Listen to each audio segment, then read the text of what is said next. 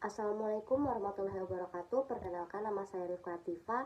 Saya dari kelas IF 05 NIM 22114865. Saya dari Prodi Informatika Fakultas Ilmu Komputer. Di sini saya akan menjelaskan evolusi arsitektur komputer.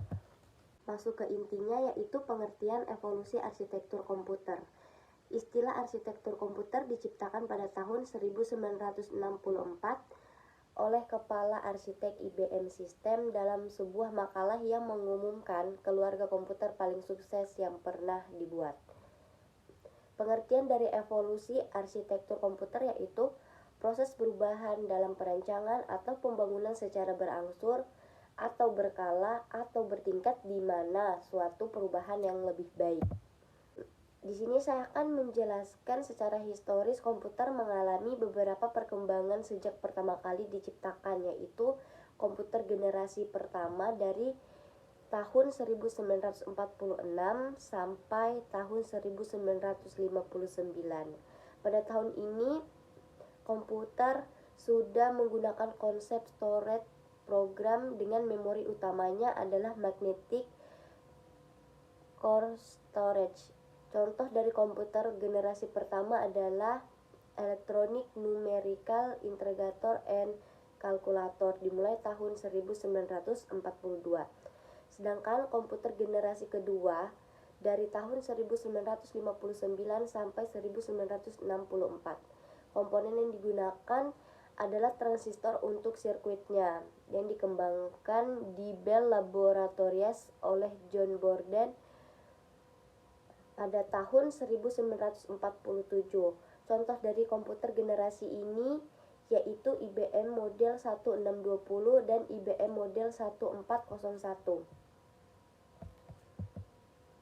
Komputer generasi ketiga itu komponen komputer sudah memakai IC yang berbentuk Hybrid Integrated Circuit dan Monolithic Integrated Circuit. Contoh dari komputer generasi ketiga yaitu IBM S370 dan Univac. Komputer generasi keempat dan komputer generasi kelima. Komputer generasi keempat itu penggunaannya Large Scale Integration atau LSI yang disebut dengan nama bipolar Large Scale Integration. Dikembangkan komputer mikro yang menggunakan mikroprosesor dan semikonduktor yang berbentuk chip. Untuk memori komputer generasi sebelumnya masih menggunakan magnetic core storage.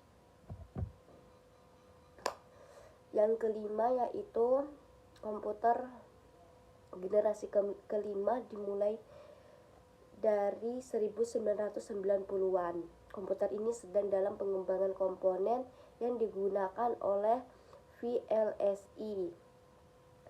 Teknologi yang kemungkinan bisa menggantikan chip di generasi keempat. Dapat menerjemahkan bahasa manusia dan manusia dapat bercakap-cakap langsung dengan komputer. Pada tahun 1966, Flynn mengklasifikasikan arsitektur komputer berdasarkan sifatnya. Ada 3 yaitu jumlah prosesor, jumlah program yang dapat dijalankan, dan struktur memori. Menurut Flynn ada 4 klasifikasi komputer yaitu SISD, yaitu satu CPU yang mengeksekusi instruksi satu persatu dan menjemput atau menyimpan data satu persatu. Dan yang kedua yaitu SIMD, satu unit kontrol yang mengeksekusi aliran tunggal instruksi, tetapi lebih dari satu elemen pemroses.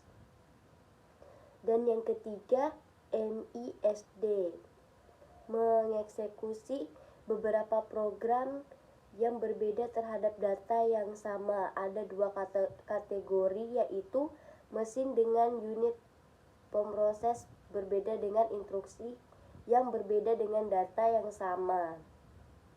Dan yang kedua mesin di mana data akan mengalir ke ke elemen pemroses serial.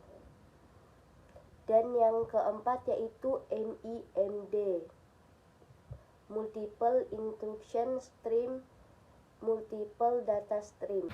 Kualitas arsitektur komputer ada 6, yaitu generalitas, daya tetap, efisiensi, kemudahan pengguna, daya kembang, dan daya tetap.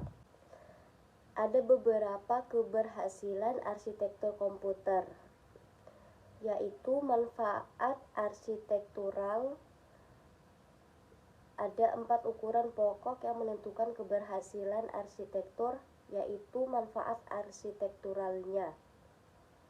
Yang pertama, daya terap, daya tempah, daya kembang, dan kompatibilitas.